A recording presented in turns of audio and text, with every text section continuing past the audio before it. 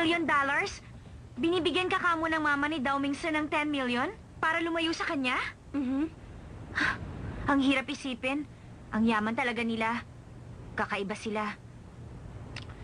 Teka, tinanggap mo rin ba? Bakit ko gagawin yun? Hindi ako ganun. Hindi mo tinanggap yung 10 million? Ibig sabihin, makikipagkita ka pa rin kay Dao Mingse. Hindi ba nagalit? Nagalit rin sa tingin ko. Hindi ko man tinanggap ang pera, hindi na rin ako makikipagkita sa anak niya. Isa pa, kung siya rin lang ang magiging biyanan ko, hindi na ako magkakaroon ng katahimikan. Biyenan? Hindi ko naman sinabing pakakasalan mo si Dao Mingse.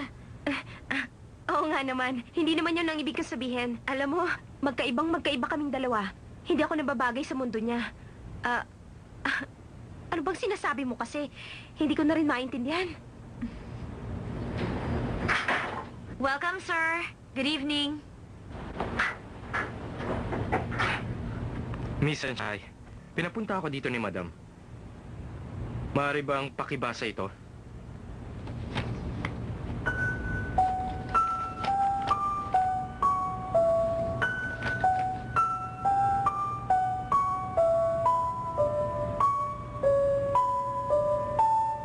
Maaari bang sumama ka sa akin?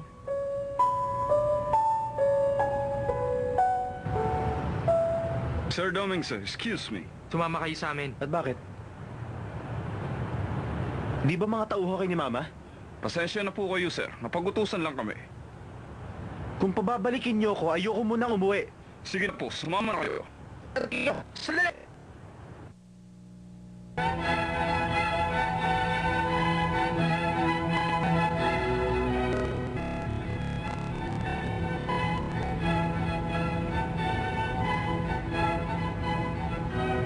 Tumuloy ka.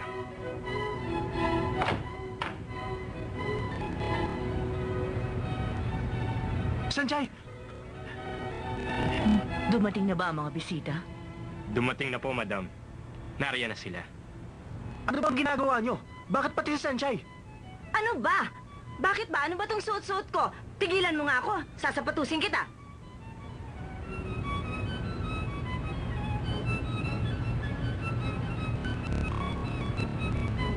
Sino ba kayo? Siya si Miss Hyance. Ase? Siya ang iyong fiancé.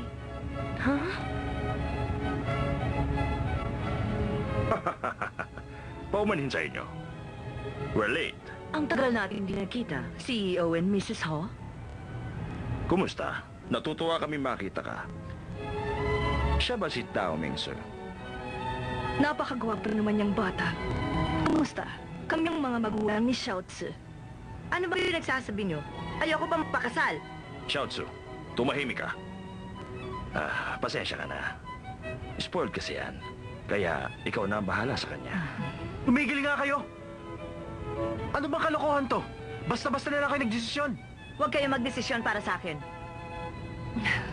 Parehong-pareho kayo ng ugali. Ang magiging petsa ng kasal ninyong dalawa ay itatakda pagkatapos ng graduation ninyo. Kaya sa nalalabing 2 taon, pilitin ninyong magkaibigan. Sa palagay ko, medyo mahabang panahon ng 2 taon para sa kanila. Kung sakasakali at gusto nilang magpakasal, hindi kami tututol. Nasa kanilang dalawa na yon. Ano bang pinagsasabi niyo? Hindi ako makakapayag dito.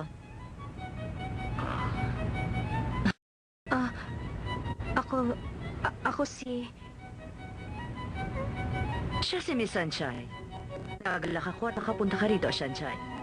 Siguro naman sa iyong nakikita, magiging malinaw na sa iyo ang lahat. Naiintindihan ko. Mabuti naman. Matalino ka rin naman palang babae, Sanchay. Isang araw darating din sa buhay mo ang lalaking nababagay para sa iyo. CEO and Madam Ho, maupo muna tayo. Halika kayo. Kamusta naman ang takbo ng negosyo? Mabuti naman. Salamat sa iyong paanyaya. Wala yun. Maupo kayo. Salamat. Kailangan ko na umalis. Hinihintay na ako ni Xiaoyu sa bakery. Tama. Ngayon nga pala ang araw ng sweldo namin. Kukunin ko ang pera at ibibigay ko kay Mama.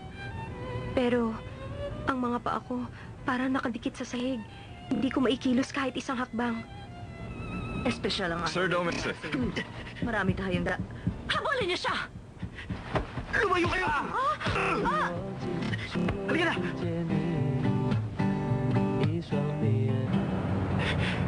Hindi na nila tayo kaya habulin.